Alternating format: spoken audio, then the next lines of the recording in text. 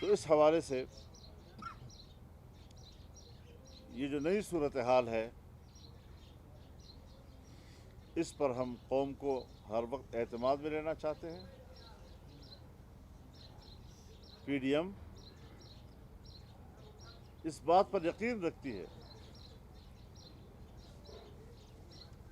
کہ ملک میں امن و امان ہونا چاہیے۔ امن و امان اسی صورت میں ممکن ہوتا ہے جب شہریوں کے انسانی حقوق کا تحفظ ہو،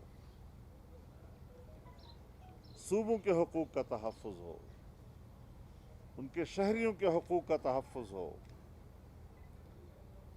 ان کے بچوں کا مستقبل محفوظ ہو۔ اور اس حوالے سے تمام جماعتیں اس بات پر متفق ہیں کہ اس وقت جو نوجوانوں کو گھروں سے اٹھایا جاتا ہے اس کو پھر لاپتہ کر دیا جاتا ہے، اور سال ہا سال سے لاپتہ لوگوں کے لیے ان کے پیارے در بدر کی ٹھوکریں کھا رہے ہیں۔ ان کے بوڑھے ماں باپ، ان کے آنسو بھی اب آنکھوں میں نہیں رہے، خشک ہو گئے ہیں۔ ان کے دلوں کے زخم، اس کے لیے مرہم بھی ختم ہو گیا ہے، لیکن شقی القلب قوت ہے، وہ اس انسانی حق سے اور سمجھتے ہیں کہ ہم ریاست کی خدمت کر رہے ہیں۔ اگر کوئی ایسی بات ہے، عدالتیں موجود ہیں، آئین موجود ہے، قانون موجود ہے، ان راستوں سے ہم کسی مجرم کو کیفر کردار تک پہنچا سکتے ہیں۔ اگر انصاف کا تقاضا یہی ہے تو پھر ایک جمہوری ماحول میں، ایک جمہوری ملک میں ایسے واقعات، اور کہ جس طرح ایک ڈکٹیٹر کے ملک میں ہوتے ہیں، ایک آمرانہ ممالک میں، بادشاہتوں میں اس قسم کے واقعات ہوتے ہیں، ہمارے جیسے جمہوری ملک میں بھی وہی واقعات ہو رہے ہیں۔ کیا فرق ہے دوسرے ملکوں میں اور ہمارے ملک سے؟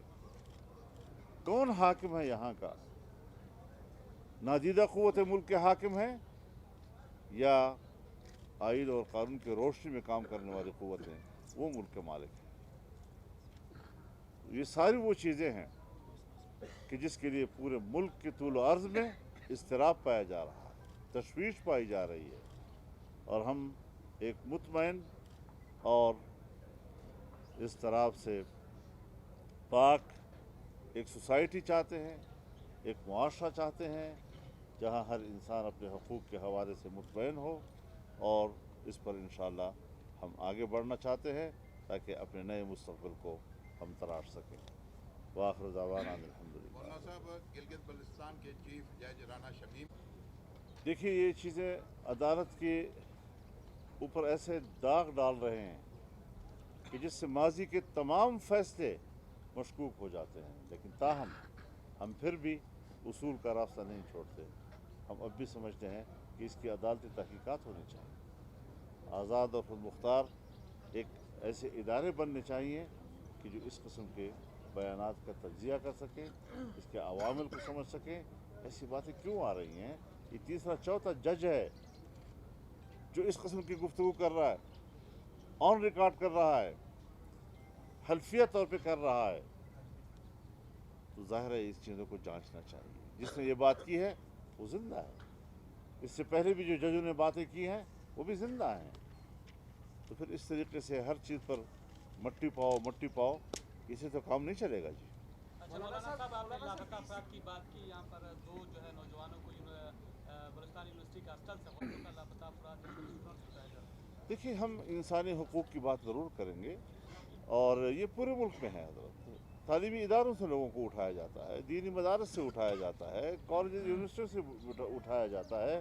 اگر واقعی کوئی نوجوان اس قسم کے کسی عمل میں ملوث ہے کہ جو ریاست کو نقصان پہنچانا چاہتا ہے، ہماری نظر میں وہ جرم ہے، لیکن اس جرم سے نمٹنے کے لیے آئین و قانون کا راستہ اختیار کرنا چاہیے۔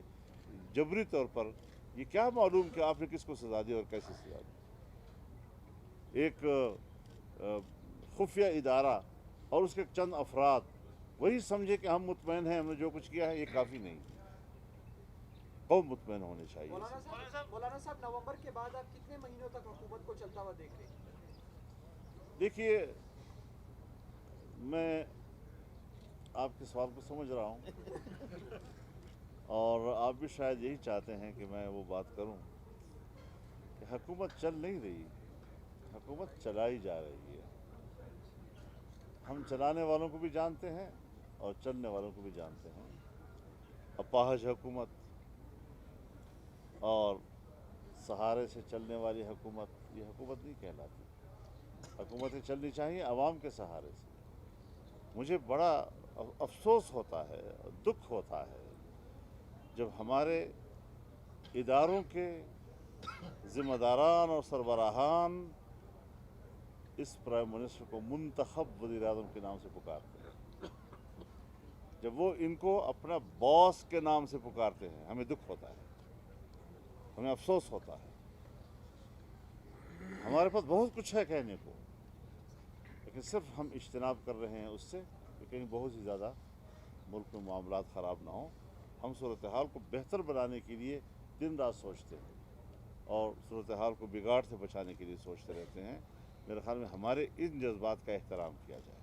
मौलाना साहब, कौमी असम्बली में और सेनेट में ये जो आप एक एहतजाजी मरहला चल रहा है, इसके बाद आपका क्या कोई लाएअमल होगा कौमी असम्बली में या सेनेट में, कोई तब्दीली तब्दीली के हवाले से? ये तो हालात में देखा जाएगा। अभी फ़िलहाल उनको कोई अक्सरियत हासिल नहीं है।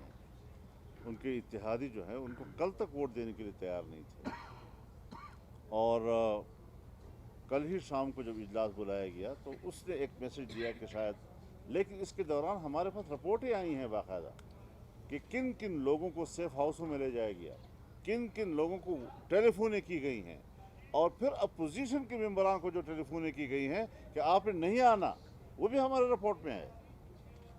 तो इसका माना यह है कि एक जबरी अक्सरियत है ना, एक ज़बरदस्ती वाली अक्सरियत और वो भी 4-5 वोटों की अक्सरियत। तो इस तरीके से खींच तान के और ज़बरदस्ती और गर्दन मरोड़ कर और हाथ मरोड़ कर वोट हासिल करना, इससे अगर कोई कानून बनता है वो कोई कानून की हैसियत नहीं रखेगा, उसका कोई एहतराम नहीं होगा। इसका माना है कि मुल्क जबर के तहत चल रहा है। मौलाना साहब, हमारी हुकूमत ने ऐलान किया जो गैस है सर्दियाँ आ रही है सुबह दोपहर शाम मिलेगी, और दूसरी तरफ शौकत अजीज़ ने कल कहा है कि बिजली वाफर मिकदार में मौजूद, आप बिजली पे गुजारा करें, तो क्या कहते हैं इस बारे में? हज़रत, इनके होते हुए ना आप किसी बिजली की तवक्को रखें, न गैस की तवक्को रखें, न पेट्रोल की तवक्को रखें, न चीनी की तवक्को रखें, न घी की तवक्को रखें। यहाँ तो हर रोज़ आप सोचते रहेंगे कि कल कितनी कमी आएगी, कल नर्ख कितने बढ़ेंगे, कल रुपए की कीमत क्या होगी डॉलर के मुकाबले में। अब तकरीबन मैं तो समझता हूँ 175 से तो ऊपर चला गया है मामला और 180 के करीब जा रहा है। तो आम आदमी बेचारा बाज़ार में आपके पैसे की कीमत ही नहीं रही है। कहते हैं जी बाहर से जो पैसा आता है वो उस डॉलर की कीमत बढ़ जाती है, उस घर को ज़रा पैसा ज़्यादा मिलता है। भाई उसको ये भी सोचना चाहिए कि यही पैसा जब बाज़ार में जाता है तो वहाँ उसकी कोई हैसियत नहीं है, उसको उस पैसे से कुछ फ़ायदा नहीं हासिल होता जी।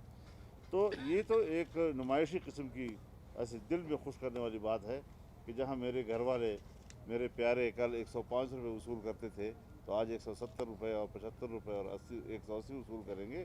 तो वसूल तो करेंगे, लेकिन बाज़ार में जो हमें कल 105 में मिलता था वो आज हमें 180 में नहीं मिल रहा है वो चीज़।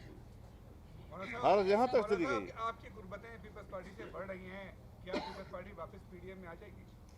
देखिए, इसको अब हम अभी तक कोई संजीदा अमल नहीं समझ रहे हैं।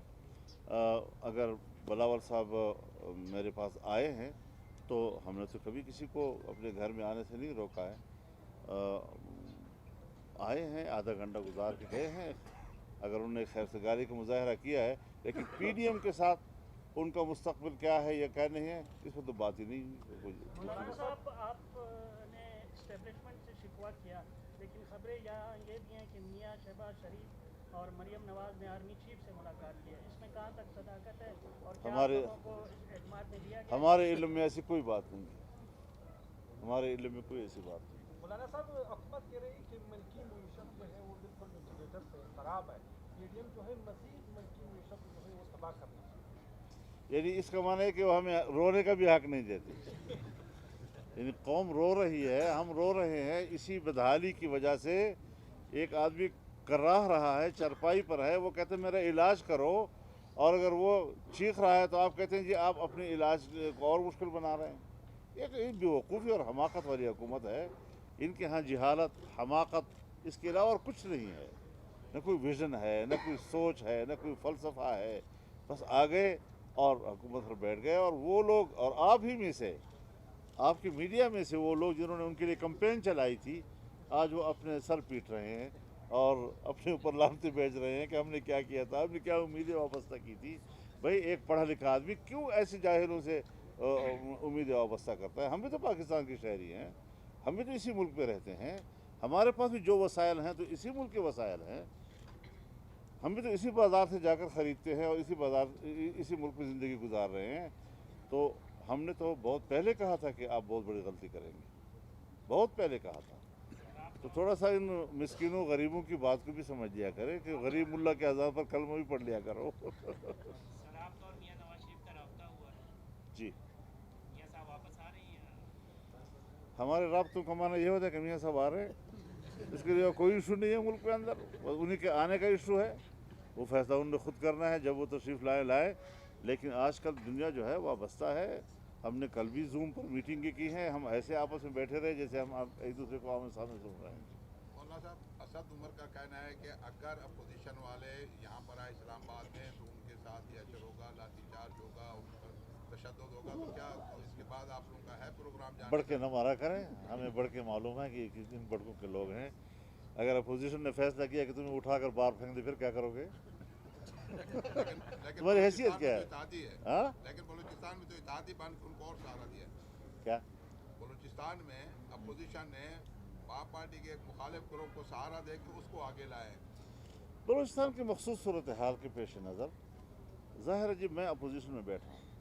जब ज़हरी साहब की हुकूमत थी तो हम अपोजिशन में बैठे थे, और अपोजिशन हुकूमत सारी आकर अपोजिशन में बैठ जाए तो फिर मैंने क्या कर रहा है मुझे बताओ उस वक्त। फिर जब सारी हुकूमत अपोजिशन में आ जाए, और मैं पहले से अपोजिशन में हूँ, और मैं उस वक्त भी लीडर अपोजिशन था, और मैं आज भी लीडर अपोजिशन हूँ, और मेरे दामन में आकर गिर जाए सारे, तो फिर हमने तो उसी के मुताबिक फैसले करने होते हैं। वो ना आते तो हमने कोई दरख्वास्त तो नहीं की थी उनसे। अपोजिशन अपना कैंडिडेट भी तो ला सकती थी सीएम शिप के लिए यहाँ पे, जब साहब आपकी चोली में आ गए। देखिए, हमने चूँकि हुकूमत में न आने का फ़ैसला किया था, हमने अपोजिशन में बरकरार रहने का फ़ैसला किया था, हमने बावजूद इस सारी सूरत हाल की तब्दीली के उनकी हुकूमत में शामिल न होने का फ़ैसला किया था। उस उसूल पर हम कायम रहे हैं जी, हम अपने उसूल से नहीं हटते। पंजाब की हुकूमत गिराने में बताया जा रहा है कि मियाँ शहबाज शरीफ सबसे बड़ी रुकावट है। वो कहते हैं कि ये उस्मान बुज़दार रहे। तो इसमें कहा था कि क्या कभी आप लोगों ने एहतजाज किया है कि पंजाब की हुकूमत गिराई जाए? पंजाब की हुकूमत गिराने से पहले ये सोचें कि मुतबादल क्या है। तो अगर मुतबादल उससे भी ज़्यादा ख़राब हो फिर क्या करेंगे? तो इसलिए सारी चीज़ें को सियासतदानों की तरह छोड़ दें। हम बड़ा ठीक ठाक फैसले करते हैं, सब कुछ बड़ा हिसाब किताब ठीक रखते हैं हम लोग। बहुत शुक्रिया आपका जी।